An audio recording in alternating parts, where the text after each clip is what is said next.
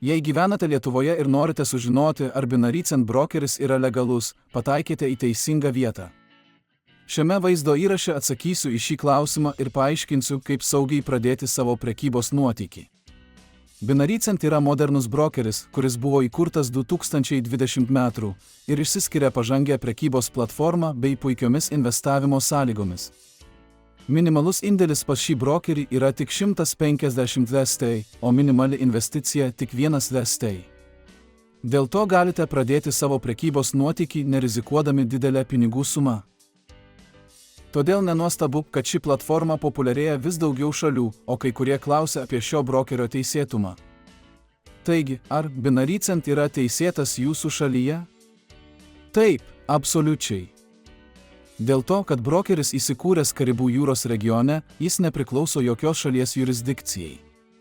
Vienintelis su tuo susijęs apribojimas yra tas, kad brokeris negali vykdyti reklaminių kampanijų šalyse, kuriuose prekyba internetu yra uždrausta. Norėdami atidaryti sąskaitą su Binary-Cent, eikite į svetainę, kurios nuorodą rasite aprašyme, tada paspauskite viršutiniame dešiniajame kampe esantį mygtuką.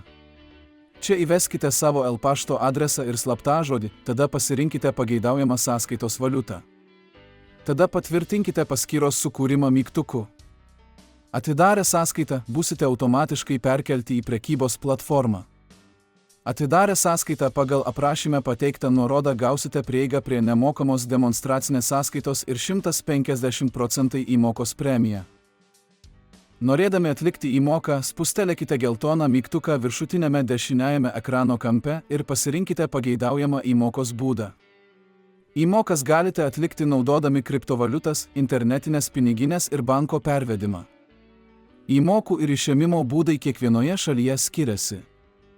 Norėdami išsiimti pinigus, turėsite patvirtinti savo paskyrą, o tam reikia pateikti asmens tapatybę ir adresą patvirtinantį dokumentą. Tikiuosi, kad šis vaizdo įrašas jums buvo naudingas.